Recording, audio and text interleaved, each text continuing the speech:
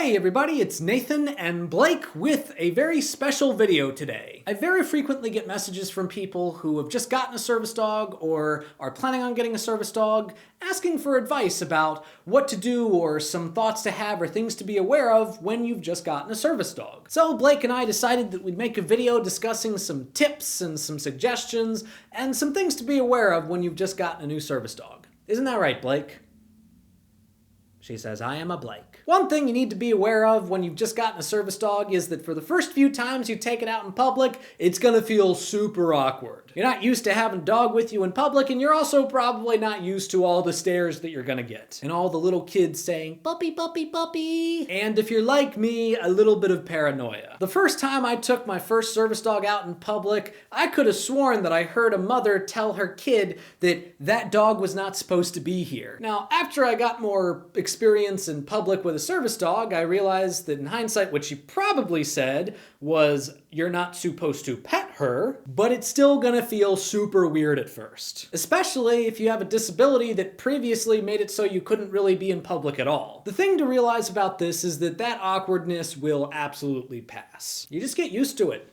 People stare, they might make a few puppy noises, and you might look back at them and say, hey, please don't distract my dog. But for the most part, you get used to it, and it just feels like part of your routine. Honestly, I barely even notice when people talk about her in public now. My next piece of advice would be to have a script for several different types of interactions.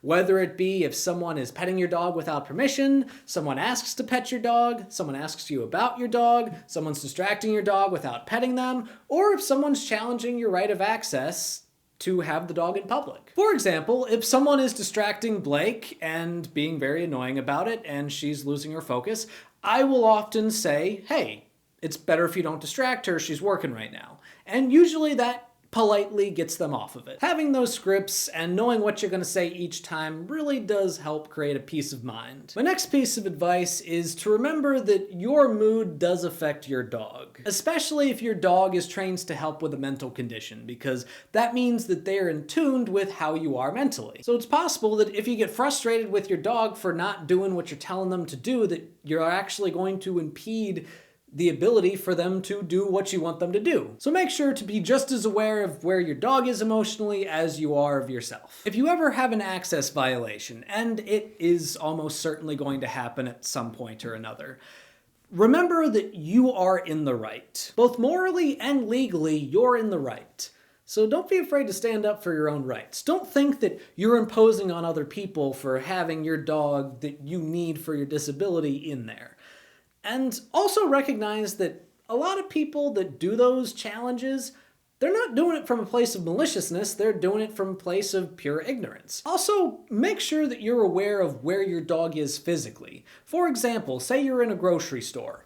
You don't want your dog to be taking up the whole aisle. People don't want to hit dogs with their carts, and you also don't want people to be awkwardly standing there waiting for you to move your dog out of the way. Just be conscientious. Having a service dog has been a very rewarding experience, and it really has made a lot of what I've done in my life so far possible. There are definitely some obstacles that I've had to overcome, but we've overcome them together. And I hope that this video helps you overcome these obstacles with your own dog in a way that is more comfortable. Well, that's today's video. Thank you all for watching. If you liked this video, please give it a like, a share, and if you haven't already, subscribe to the channel. Check out some of my other stuff. And if you want to support the channel in other ways, support me on Patreon. And you will see me in the next one.